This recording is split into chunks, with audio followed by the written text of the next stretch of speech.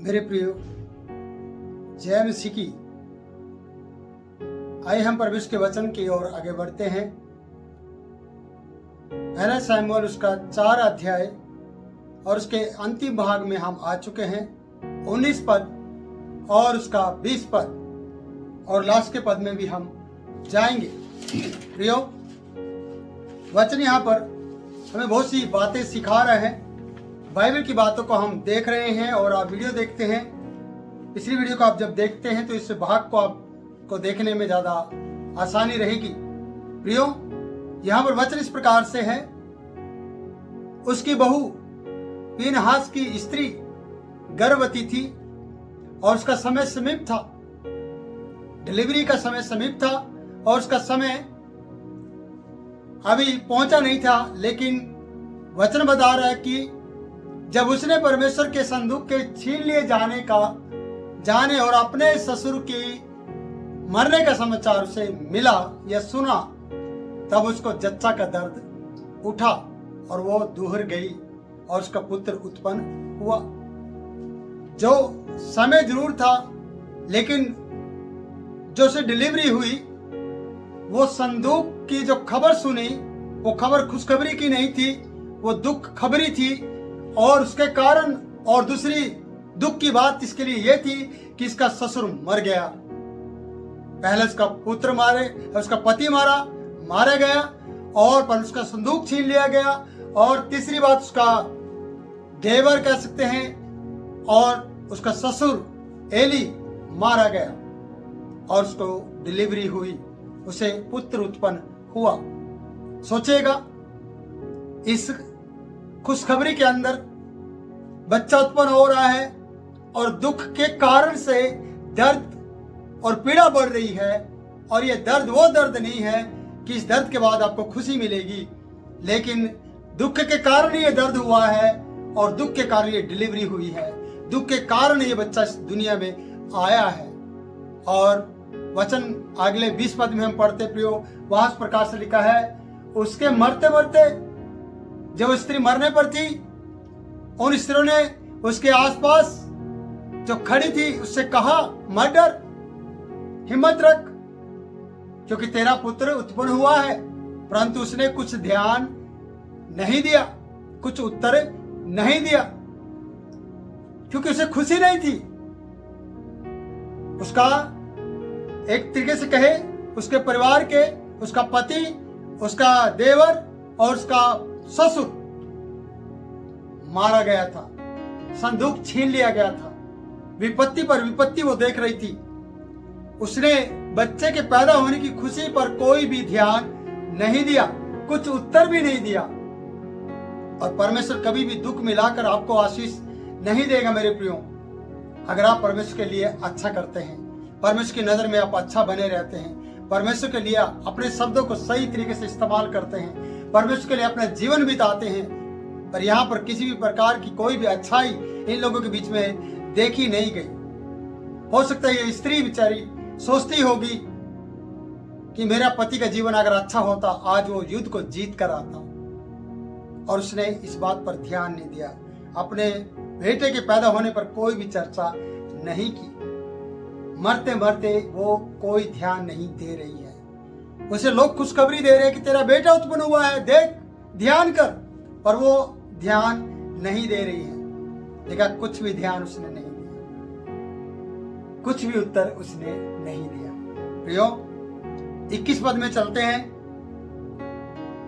ये वीडियो का 6ठा भाग है जिसको हम देख रहे हैं। मैं कहना चाहता हूं कि और परमेश्वर के संदूक के छीन लिए जाने और अपने ससुर और पति के कारण उसने कहकर उस बालक का नाम इक्कोबोध रखा।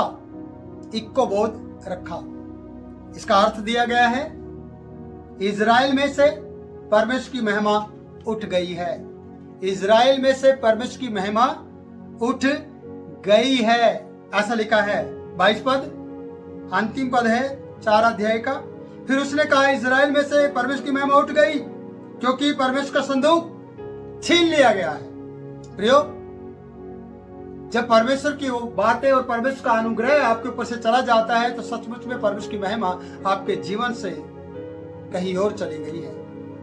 और इसने बच्चे की खुशखबरी होने पर भी खुश ना होकर परमेश्वर के संदूक की चिंता करते हुए कहा, परमेश्वर का संदूक छीन लिया गया, वो लोग मार दिए गए, अब परमेश्वर की महिमा यहां से उठ गई है, परमेश्वर की महिमा चली गई है।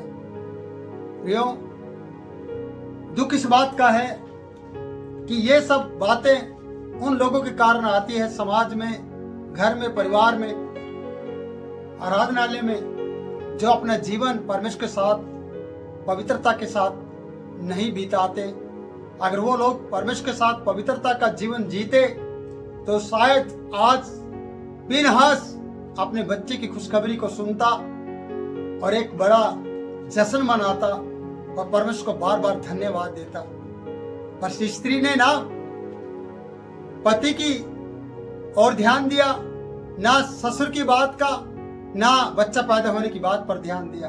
प्रश्न ने क्या ध्यान दिया कि परमेश्वर का संदूक छीन लिया गया और परमेश्वर की महिमा इज़राइल से उठ गई। और अपने उस पुत्र को वो नाम दिया कि बेटे, अब इज़राइल से और तेरे ऊपर से भी परमेश्वर की महिमा चली गई है। महिमा आप जानते क्या है? परमेश्वर की तारीफ।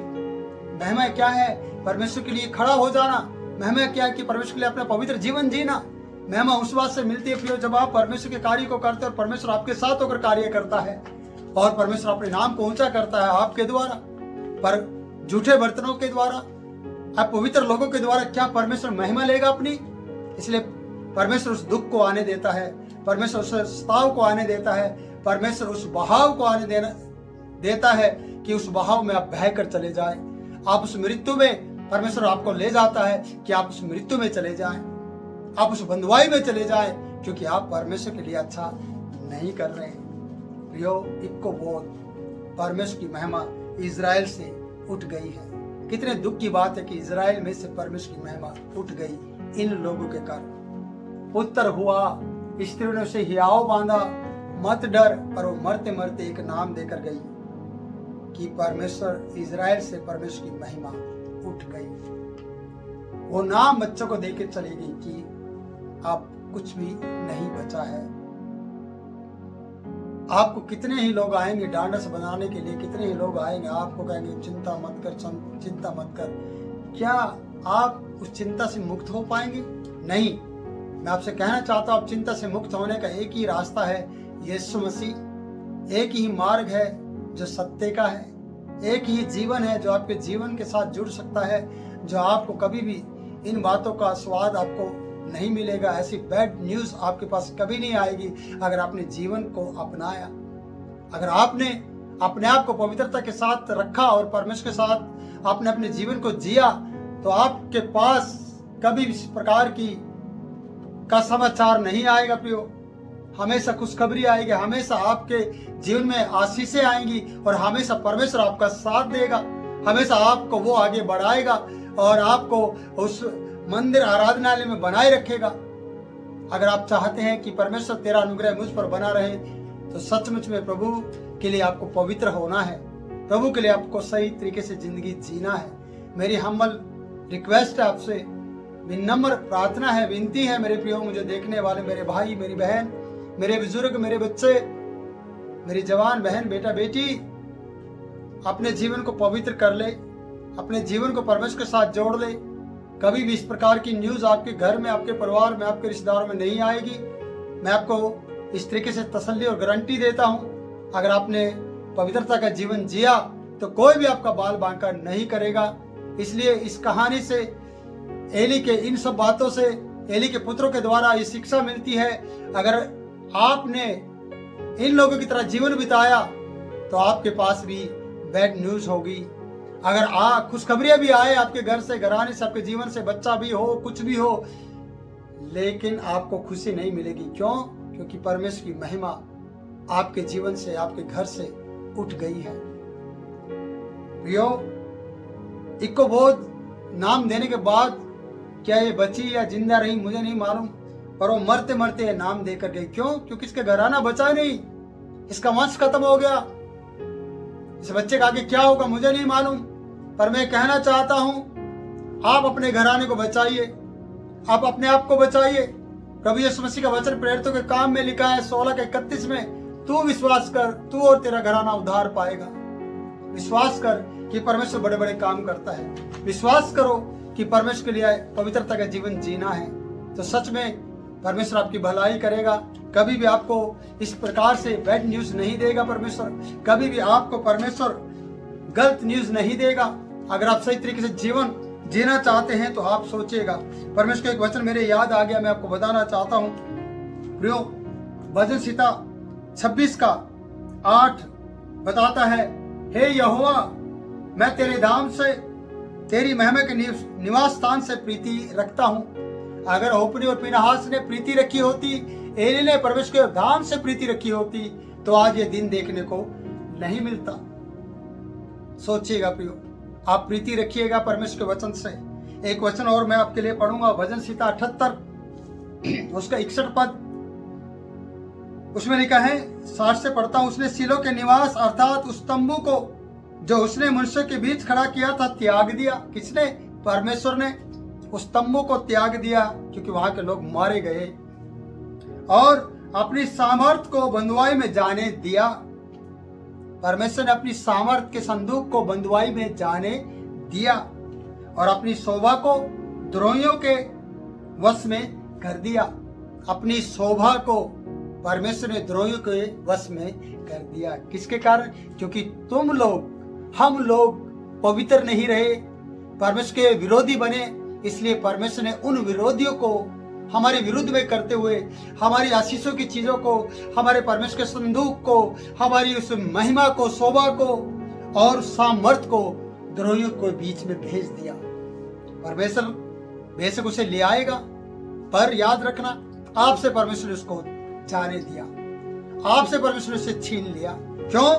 क्योंकि आपने परमेश्वर के साथ पवित्रता के जीवन नहीं जिया। यही कारण है प्रियो। और आगे वचन बताता है, उसने अपनी प्रजा को तलवार से मरवा दिया और अपने निज भाग के विरुद्ध रोष से भर दिया। उसके जवान आग से भस्म हुए, उसकी कुंवारियां के विवाह के गीत ना गाए गए। उनके याजक तलवार से मारे गए और उनकी विधवाएं रोने ना पाई। सोचने वाली बात है प्रियो, बड़ी दुख की बात है मेरे प्रियो। कहना चाहता हूं कि आप और मैं परमेश्वर के जन हैं, हमें अपना जीवन को पवित्रता के साथ जीना चाहिए प्रियो। मेरा ये वचन लेने का कारण यही होता है कि अगर मैं इन वचनों के द्वारा आपके जीवन में आशीष ले आऊं और पवित्रता का जीवन बिताने के लिए आपको सिखा पाऊं, तो मेरा ये वीडियो बनाना और आपको वचन देना आशीष का कारण बन जाएगा, मेरे लिए भी और आपके लिए भी। क्या आप नहीं चाहते कि आप परमेश्वर के लिए पवित्र बने, ताकि परमेश्वर आपको इस्तेमाल करे और आपके हर एक घटी को पूरा करे? प्रियो, मुझे दे आप इजाजत, फिर मिलेंगे नए वचन के साथ, नए अध्याय के साथ, नई बुक के साथ। प्रभु आपके साथ बना रहे। God bless.